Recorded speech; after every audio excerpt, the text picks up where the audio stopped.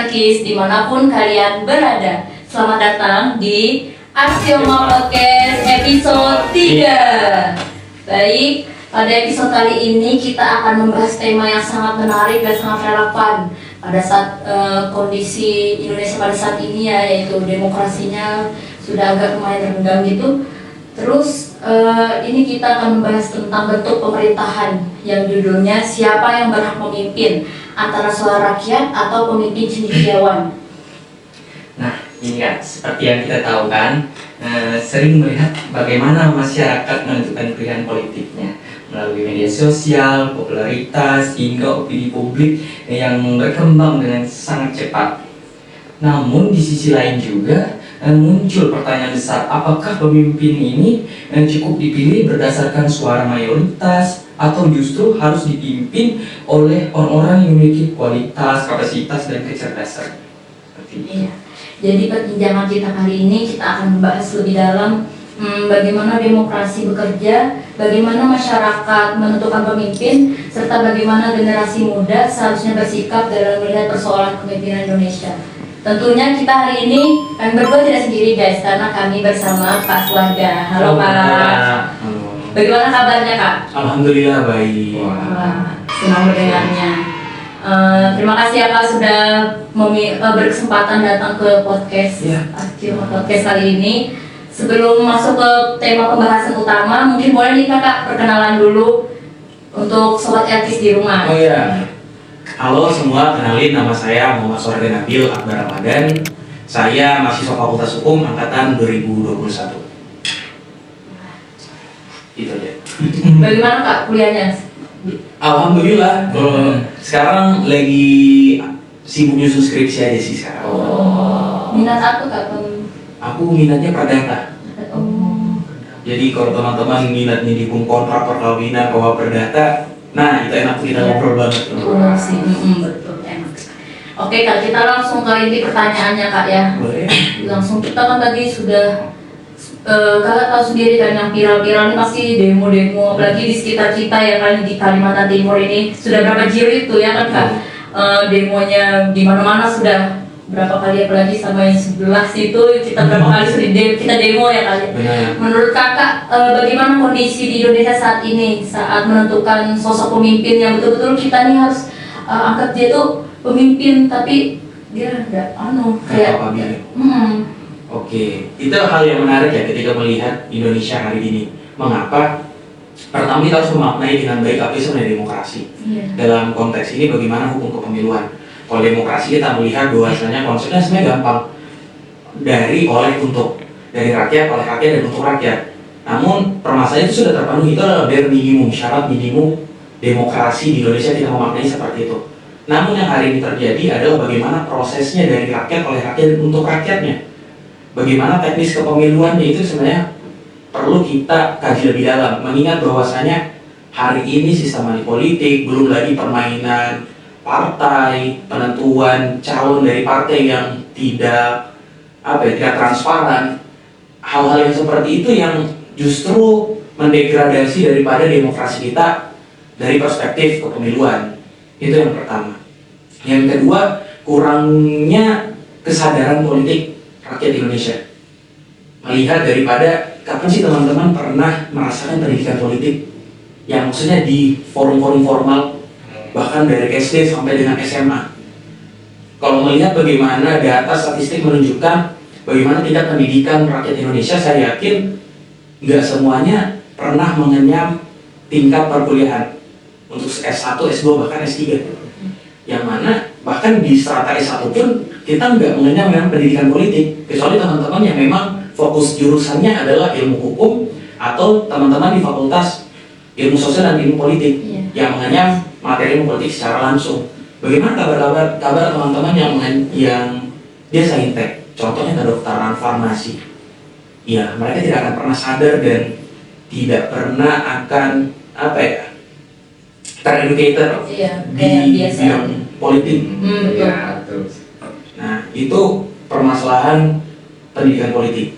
Lalu bagaimana dengan informasi-informasi hari ini sosmed? Bagaimana sih? Kan banyak tuh sekarang penggiringan opini lewat sosial media. pasti targetnya bukan orang-orang yang sadar akan politik, tapi orang-orang yang nggak pernah mengenyam pendidikan politik, namun ia akan menjadi konsumen dari sosial media. Di situ opini dimainkan, opini publik, entah kalau dulu mungkin cuma sebatas pencitraan. Kalau sekarang upaya untuk mematikan gerakan, contohnya adalah gerakan teman-teman yang hari ini demonstrasi yang selalu kena framing adalah aksi anarkismenya, aksi perpecahannya, yang kayak gitu yang selalu di framing oleh pemerintah, media-media yang memang disimbol oleh pemerintah. Itu ketika melihat dari sisi demokrasi untuk menyampaikan pendapat di muka umum, seperti itu. Baik Kak, kalau misalnya itu kan tadi pendidikan demokrasi ya Pak ya, sangat banyak juga yang mungkin tidak terlalu akhir lah, itu kan cuma urusan mereka lah politik kayak gitu.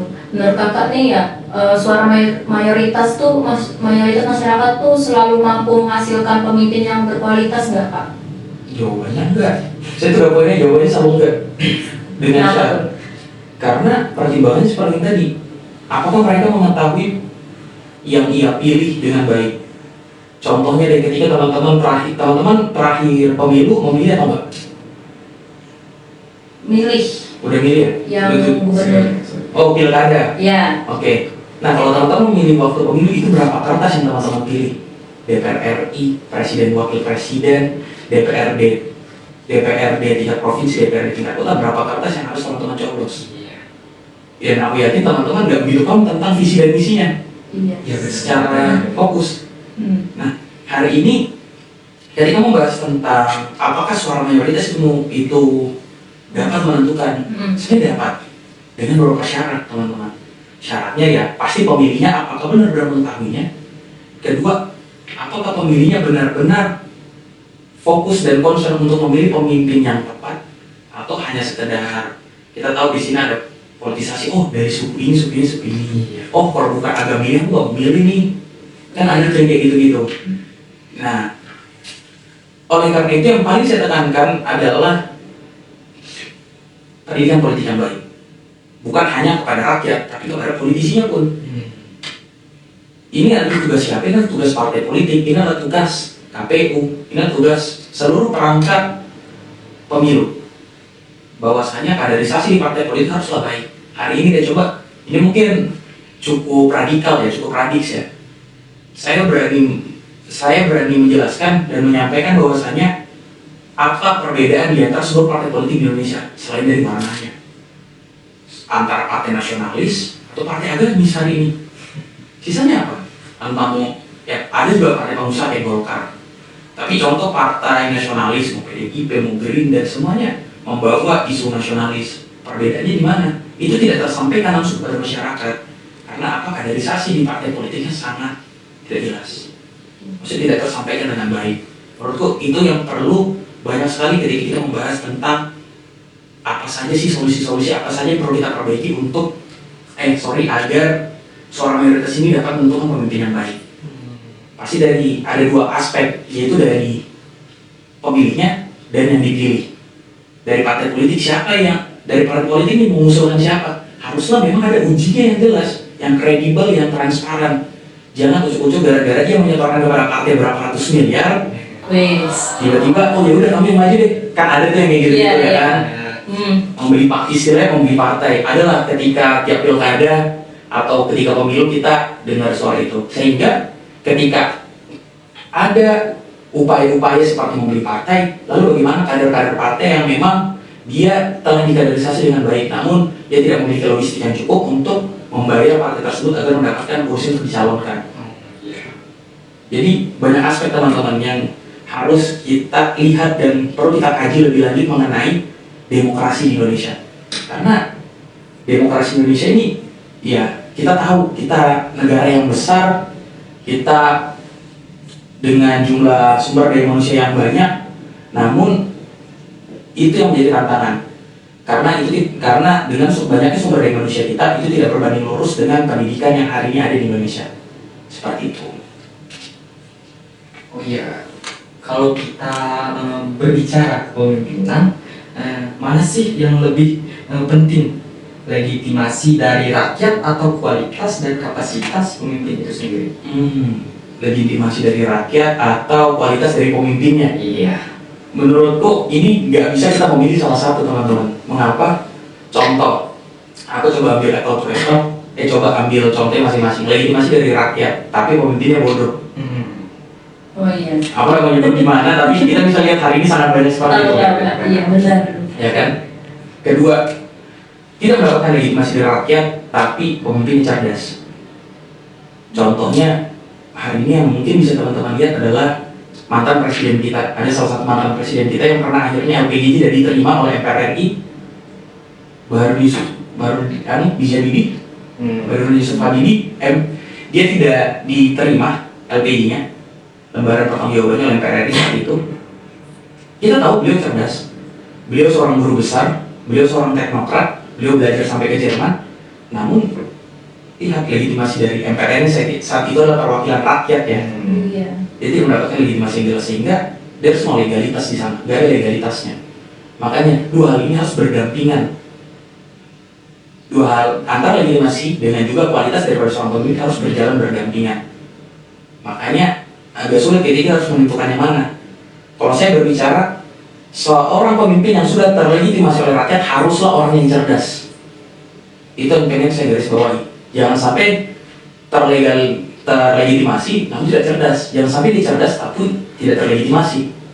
Kan agak susah. Memang dua syarat itu memang sangat sulit. Memang cuma dua. Cuman hari ini melihat bagaimana politik praktis Indonesia, saya yakin kesempatan kecil tapi itu masih ada. Seperti itu. Kayak masih ada ketimpangan atas dua hal itu ya. Itu pasti. Iya. Kayak apa ya? Kayak kita mau pencet, kayak teman-teman pernah lihat meme nggak tuh yang tombol merah sama tombol biru cuma boleh mencet sama satu? Oh iya, tahu. Ya kan? Ya, Banyak itu. tuh di media sosial tuh banyak tuh. Ya. Oke Kak, sekarang kita balik, disitu kita pindah ke media sosial. Pasti kan media sosial ini kan apa-apa kan viral ya Kak ya. Nah. Kita gerak dikit viral, gini dikit viral, kayak mundur maju pasti viral ya Kak. Iya. Nah, menurut Kakak seberapa besar pengaruh media sosial dalam bentuk opini masyarakat terhadap seorang pemimpin? Saya yakin sangat amat besar. Contohnya Kalimantan Timur hari ini. Nah, Isu daripada mobil 8,5 miliar. Lalu isu mengenai kursi pijat, isu mengenai renovasi rumah jabatan. Itu dimulai dari mana? Dari media sosial. Itu bukan dimulai dari kelas-kelas.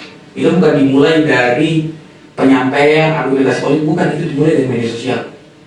Itu adalah sebuah efek domino. Awalnya mungkin kecil, akhirnya banyak yang sadar dan merasa ini jaga, akhirnya ikut menyuarakan. Sampai gerakannya pun sebesar ini. Awalnya mungkin itu hanya sebuah isu daerah, tapi lama-kelamaan menjadi sebuah isu nasional yang bahkan dimention langsung oleh Pak Presiden Prabowo Subianto saat itu. Ya kan? Melihat bahwasanya media sosial hari ini pun memegang peranan penting dalam menggerakkan opini publik.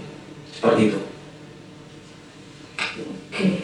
Jadi menurut Kakak bagaimana cara menyeimbangkan antara kehendak rakyat sama kebutuhan akan pemimpin yang cerdas dan berkualitas? Kayak apa cara menyeimbangkannya Kak? Karena itu kan pasti kan dikit-dikit tuh selalu aja ada konflik-konflik yang pokoknya begitulah. Pemimpinnya terlalu Oke.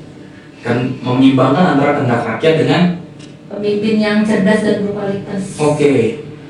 Ya pasti yang paling utama adalah rakyatnya dulu. Karena Iya. maunya rakyat kan kayak gimana sih? Kita harus bedain maunya rakyat dengan yang dibutuhkan rakyat. Karena kalau maunya rakyat cuma dikasih uang, rakyat sudah senang. Tapi kondisinya yang dibutuhkan rakyat itu seperti apa? Itu yang perlu kita maknai teman-teman. Bukan hanya sebatas, oh aku mau pemimpin ini gara-gara agamanya ini. Udah, tapi kapabilnya kita kembali ke pertanyaan pertama. Apakah dia kapabil? Nah, ke situ. Sehingga kita harus memaknainya adalah jangan hanya kita mau, jangan hanya want, kita mau, dan harusnya kita lihat nih yang kita butuhkan itu apa, pemimpin yang seperti apa dibutuhkan. Oh, contoh kita ambil lingkup Kalimantan Timur. Kita bukan mau pemimpin yang memang dia hanya ingin menyenangkan rakyat, tapi memang bisa memberikan solusi-solusi kepada rakyat. Kalimantan Timur hari ini contoh. Hari ini Kalimantan Timur memiliki masalah yang besar terhadap pengelolaan sumber daya alam. Oke, memang cari pemimpin yang memang concern di bidang pengelolaan sumber daya alam. Contoh seperti itu. bukan hanya contoh yang menyenangkan rakyat ya memberikan gratis. Ya saat rakyat senang kalau dikasih gratis. Iya. Tapi pembenahan kepada APBD. Sehingga ketika ada pemangkasan seperti hari ini yang terjadi di Kalimantan Timur, pemangkasan transfer pada daerah, TKD, ya sudah. Bagaimana beban APBD yang harus menanggung program gratis itu? Nah, otomatis rakyat bakal tidak senang dan timbul gejolak seperti hari ini. Sehingga bagaimana untuk menyeimbangkan ini? Jangan cari yang kita mau, tapi cari yang kita butuhkan. Seperti itu. Pentingnya buat musyawarah juga nih Pak ya. Saya yakin musyawarah itu penting. Kita bermusyawarah sesama. Mungkin dibanding ikut musyawarah ya. Karena musyawarah itu kan cukup eksklusif dan nggak mungkin kita musyawarah pada lingkup Kalimantan Timur, apalagi Indonesia ya. Mungkin lebih ke arah nanti coba kita diskusi bareng. Ya kayak kita hari ini berkumpul kita diskusi bareng. Kalau misalnya di kelas sama teman duduknya, sama teman-teman kelasnya, hal-hal yang sekecil itu. Apalagi kita sebagai orang yang memang concern di bidang hukum ya, di bidang sosial, yang mana memang harusnya diskusi makan sehari-hari kita. Dan kembali lagi, selain daripada kita berdiskusi, tentu saja pendidikan. Kembali ke pertanyaan sebelumnya bahwasanya concernnya adalah media sosial. Bagaimana sih kita bisa tahu ini media sosial yang memang untuk menggerakkan opini publik atau ini memang sebuah postingan yang memang untuk memberitahu, oh ini ada sebuah kejanggalan. Nah, di situ kita harus bisa membaca dengan teliti itu, jangan sampai kita termakan hoax, termakan isu-isu gorengan. Itu yang penting kita, mungkin itu salah satu yang perlu kita highlight banget ketika kita menjadi konsumen media sosial seperti itu. Oh ya Kak, kalau kita berbicara tentang masalah-masalah di Indonesia nih, mungkin ada tuh harapan Kakak terhadap generasi muda ya, agar bisa berkontribusi dalam menjaga kualitas demokrasi dan kepemimpinan di Indonesia. Sobat Elis di rumah harus dengarkan ini ya. Iya, Dengerin tuh. atau cukup dengan aksi saja seperti itu. Iya Pak. Mungkin ada. Apalagi yang tentang viral ya kayak film yang Pesta Babi itu tuh kan banyak berdiskusi. Tapi tuh banyak juga tuh yang generasi muda, anak-anak remaja nih menyalurkan opininya tuh ada yang salah, ada yang benar. Itu tuh bagaimana Kak? Oke, baik. Ini menarik nih. Tadi aku coba mention Pesta Babi dulu karena ramai banget nih ya. Iya. Itu mengenai pengelolaan sumber daya alam lagi. Dan itu kan kalau nggak salah di Papua, saya belum nonton juga. Itu kalau nggak salah di objeknya di Papua ya. Iya, Papua. Di Papua. Ya. Kalau di Kalimantan Timur kita juga melihat itu di mana. Itu yang pertama. Mengenai bagaimana harapannya kita Gen Z nih berarti. Nanti pemilu selanjutnya tahun 2029 dan 2031 pasca putusan MK, pemisahan pemilu nasional, pemilu daerah, maka ya di situ peranan Gen Z sangat besar. Mengapa? Ini bukan pemilu pertama kita. Jadi kalau Gen Z itu kan, sorry ini pertama masih gugup. Ya kebanyakan gitu kan. Nah, jadi udah pemilu kedua kita, oke deh. Kita benar-benar kali ini check and recheck. Visinya apa, misinya apa, latar belakangnya apa, yang pengen benar-benar paslon yang kita pilih. Itu yang pertama, mengenai pemilu. Yang kedua, sebagai Gen Z, isu mengenai politik pasti akan ramai ketika pemilu semakin dekat. Di situ kita sebagai Gen Z ini kan yang paling akrab dan yang paling dekat dengan sosial media ya. Iya. Mau sosial media mana, pasti selalu ada Gen Z di sana. Di situ kita harus bisa menyikapi dengan baik. Sebelum kita ngambil sikap secara personal, lebih baik kita memastikan apakah isu yang dilontarkan seseorang itu adalah isu yang benar atau tidak, beritanya benar atau tidak. Apalagi di Twitter tuh, di Twitter tuh yang paling ramai. Iya, Betul. Ramai banget tuh di Twitter kalau udah Iya ngomongin banyak ini. sih lah. Nah seperti itu. Terakhir saya ngelihat Gen Z ketika berdebat di Twitter tahu pemilu tahun 2024 tentang 3 paslon presiden, itu kan sampai ngata-ngatain tuh, saling ngata-ngatain. Even udah selesai pemilu masih ngata-ngatain tuh. 01, 02, 03 kan. Biasa 01, 02 yang saling ngata-ngatain. Nah di situ kita sebagai Gen Z ya harusnya sebagai kita selalu ngeklaim kita yang paling terliterasi secara generasi dibandingkan milenial, boomer, Gen X. Seharusnya kita bisa mengambil sikap dengan baik, dengan bijak. Apalagi jangan sampai kita kemakan hoax. Kita kan sering tuh ngata-ngatain boomer, sering kena hoax. Jangan sampai malah kita kena hoax tentang politik itu. Dan juga bagaimana kita menyikapi tadi sempat di-mention tentang pesta babi. Ya, pandanganku pribadi tidak ada opini yang salah. Karena itu sebuah opini manusia itu sudah terlegalisir, sudah legal secara konstitusi kita. Semua orang bebas menyatakan pendapat di muka umum. Nah, iya. Mau apapun opininya ya sudah, tapi ada konsekuensi sosial terhadap itu. Jangan sampai opini kita malah mempengaruhi orang lain. Nah, betul. Maksudnya dalam hal ini mempengaruhi dalam hal negatif. Nah, Contoh opini-opini ini yang memang provokasi. Dalam hal ini kalau provokasi untuk mencerdaskan ya tidak ada masalah. Ketika provokasinya untuk menyadarkan ya tidak ada masalah. Tapi kalau provokasinya dalam hal ini sara, menyinggung suku, agama, ras, tentu saja nggak gengsi banget dong kayak gitu kan. Justru gengsi kita bagaimana bisa menyampaikan, mengkomunikasikan sesuatu dengan lebih fun. Hebatnya gengsi kan di sana tuh. Kita selalu bisa membawa hal-hal yang mungkin bagi generasi-generasi sebelumnya itu tabu menjadi lebih fun. Contohnya politik, biasa kita orang-orang tua kita takut banget tuh ngomongin politik. Sekarang kita ngomonginnya fun banget tuh politik. malah jadi bahan Itu bahan sehari-hari. Iya kan? Apalagi di anak-anak sosial. Ya kan kayak kita ngatain Pak Prabowo, selalu Bang Bowo atau Mas Bowo kan. Santai banget tuh kayak udah teman tongkrongan kan. Pak Prabowo ya pada itu hebatnya gengsi yang saya lihat perbedaannya dengan generasi-generasi sebelumnya. Dan peranan kita ketika pemilu selanjutnya bahkan bukan hanya pemilu. Ketika pemerintahan sedang berjalan, peranan Gen Z salah satu yang terbesar. Mengapa? Karena di sana kita yang paling aktif untuk menyuarakan dibandingkan generasi-generasi sebelumnya. Kita pengguna aktif terbesar di Indonesia terhadap media sosial dibanding generasi-generasi sebelumnya. Sehingga ya harusnya kita bisa mengedukasi diri kita sendiri dan juga kita bisa influence orang agar teredukasi juga dengan baik secara politik seperti itu. Mungkin harapan kakak nih bagaimana nih, harapan yang baik untuk kayak kondisi Indonesia sekarang kan mungkin ada tanggapan atau harapan kakak lagi kepemimpinan yang sekarang. Jujur agak pusing ya karena sangat jauh nih.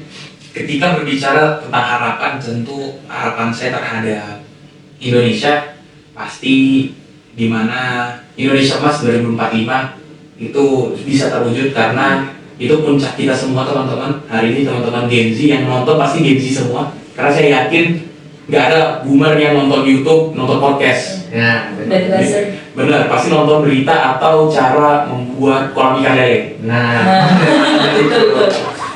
Sehingga ya saya pengen bukan hanya hari ini, bukan hanya pemilu selanjutnya, semoga yang paling pertama, semoga pemimpin-pemimpin di Indonesia semuanya berbenah. Semoga memang bukan hanya pemimpin, kepada birokrasi yang ada di Indonesia semuanya berbenah. Yang kedua, bagaimana kita meningkatkan kembali standar pendidikan yang di Indonesia. Dan yang ketiga, ya stop KKN. Hari ini pemimpin Indonesia kebanyakan KKN kita. Dan yang terakhir, yang paling penting ialah ayo bersama, ini kalau pemimpin Indonesia nonton ya, ayo kita bersama-sama, kita majukan Indonesia bersama, kita tingkatkan sumber daya manusia kita tingkatkan lagi GDP kita dengan bagaimana ya, dengan meningkatkan pendidikan. Yang selalu saya highlight ketika saya ditanya ini salahnya di mana, pasti sektor pendidikan, karena kita nggak well educated di bidang apapun, seperti itu. Oke, nih buat sobat Elkis di rumah atau para Gen Z yang nonton nih ya, ini kan kita supaya lebih kritis dalam politik. Menurut kakak, bagaimana cara membangun budaya di bidang politik yang lebih rasional kak, dan lebih kritis di kalangan anak-anak muda sekarang, terutama yang tadi kak, Gen Z. Oke. Saya pernah ngobrol dengan salah satu teman saya, memang anak saintek ya. Kalau kita anak sosum enak nih, kita ngomongin politik, ya udah mau ngomongin di gazebo, di kantin, di kelas, mau di grup chat, ya udah nyantai aja. Tapi bagaimana teman-teman yang memang masih menganggap itu yang tabu. Pas dia ngerasa kayak politik ini berat, Iya. pusing nggak mau kayak gitu. Nah, itu sama saya mention sebelumnya, kita Gen Z, jadi Iya. dia aja. Mungkin awalnya lewat meme, tapi lama-lamaan ini kok makin sering lewat ya, emang ada masalah apa sih? Nah, justru itu beban tanggung jawab lebih kepada kita yang memang belajar di ilmu sosial khususnya hukum, anak-anak fisip, anak-anak FKIP apalagi, yang memang ya ini menjadi tanggung jawab kita untuk bagaimana sih menyampaikan informasi politik, bagaimana sih menyampaikan kesadaran politik kepada teman-teman yang memang jujur saya bukan yang concern di bidang sosial, tapi dengan pembawaan yang fun. Jangan sampai ada lagi ucapan-ucapan kayak anjir bahas politik malah berkelahi teman gue, otomatis mereka jadi nggak pengen bahas politik di tongkrongan karena takutnya jadi nggak asik kan. Jadi bebannya adalah bagaimana cara kita menyampaikan pendidikan politik dengan cara yang lebih fun, bukan hal yang kaku. Jangan sampai ini membuat malah perpecahan. Jadi ya dibawa fun aja kayak gitu. Jadi intinya adalah supaya kita bawa fun aja gitu Kak ya. Yes. Jangan terlalu tuh guys. Jadi buat teman-temanku juga ya, buat teman-temanku juga, karena aku tuh selalu membahas politik Kak juga. Tadi mereka tuh pasti kayak ngapain sih bahas-bahas politik, dia tuh ribet, berat kayak gitu. Tapi tuh mereka nggak bisa nganggap kalau bahas politik tuh bisa jadi fun Kak. Makanya ada nggak Kak tutorial supaya bisa mengajak teman yang kita bahas politik dia jadi lebih fun. Jadi dia tuh nggak nganggap politik ini kayak nggak selalu pembahasannya berat gitu. Biasa sih lebih asik ikutin tren-tren di TikTok aja sih kadang. Kalau saya sama temanku tuh biasa yang kayak ada nggak teman-teman ngeliat kayak tren di TikTok tuh yang choose your partai, ini orang yang pengen, ini presiden yang memang aku favoritin, misal tokoh politik yang memang aku nggak suka banget. Yang punya Iron Man. Akhirnya buat kayak gitu aja. Itu kan cukup fun dan enak. Terus nanti bakal jadi topik tuh. Kemarin kamu kenapa ini yang paling favoritmu? Aku suka gara-gara ini. Nah, dari hal fun mungkin bakal ketika ada isu yang romantik, ketika momennya ya menjadi pembahasan yang lebih serius. Kayak gitu. Jadi ya dibawa fun aja dengan caranya Gen Z pada umumnya. Nggak harus kita masuknya kasar atau mungkin kita memaksa orang yang nggak pengen bahas jadi bahas. Ya udah pelan-pelan aja. Kayak ibarat kalau lagi PDKT gimana sih? Ya kan? Aduh, tidak pernah Kak. Oke, baik Kak. Kita sudah di penghujung acara. Wow. Oke. Ya, semoga. Terima kasih ya Kak sebelumnya sudah meluangkan waktu datang podcast Askema Podcast kali ini. Topiknya ini bukan sekedar cukup menarik, tapi sangat-sangat menarik guys. Apalagi sudah mengandung Gen Z juga, mengandung politiknya. Terus semoga perbincangan kita kali ini menambah wawasan buat kita semua, buat sobat-sobat juga yang di rumah, khususnya generasi muda, pentingnya memahami demokrasi, pemilu, serta kepemimpinan itu bagaimana ya kan. Oke, sebelum kita akhiri mungkin boleh nih kakak kasih kata-katanya buat sobat-sobat di rumah sama orang-orang pemerintahan lah semuanya tentang terkait demokrasi dan kepemimpinan bangsa. Oke. Sedikit mungkin berarti closing statement ya. Oke. Hari ini kita memaknai demokrasi jangan hanya sebatas di bilik suara. Kita jangan hanya memaknai demokrasi ketika hanya ketika pemilu atau ketika hanya pilkada. Hari ini kita harus memaknai demokrasi lebih dari itu. Kita memaknai demokrasi dengan kita mengawasi pemerintah, kita mengawasi kerja-kerja pemerintah. Ruang-ruang seperti apa yang harus kita awasi, bagaimana programnya. Bukan hanya kepada individunya yang kita serang. Jangan sampai kita yang selalu ngomong jangan logical fallacy, tapi kita sendiri yang ngelakuin itu. Kita yang hominin kepada pemimpin kita. Mari kita serang, mari kita habisi setiap programnya, kita kritisi program-program yang dilakukan, kita evaluasi ya bersama. Karena tanpa adanya sinergitas antara rakyat dengan pemerintah, maka sistem itu tidak akan bisa berjalan dengan baik. Begitupun sebaliknya, pemerintah jangan hanya mau keras tangan, bertangan besi kepada rakyatnya, tapi sekali-kali ayo turun ke jalan, dengarkan aspirasi rakyat. Kalau bisa ya bawa rakyatnya ke gedung-gedung mewah pemerintah untuk merasakan ini hasil pajak kami, ini kerja-kerja kami. Seperti itu. Wah, luar biasa sekali pesan Kak Swarganya. Semoga pesan Kak Swarga tadi bisa tersampaikan oleh pemimpin-pemimpin kita di sana, terus sobat-sobat juga. Semoga bisa lebih peka terhadap apa isu-isu yang sekarang ini, apalagi demokrasi kita yang semakin sempit ya bisa dibilang begitu. Oke teman-teman, cukup sekian podcast kita hari ini. Saya Dira Maulida Pasha dan Saya Huang. sini kami pamit undur diri. Jangan lupa subscribe dan nyalakan loncengnya supaya tidak ketinggalan episode Akisioma yang menarik lagi selanjutnya. Bye.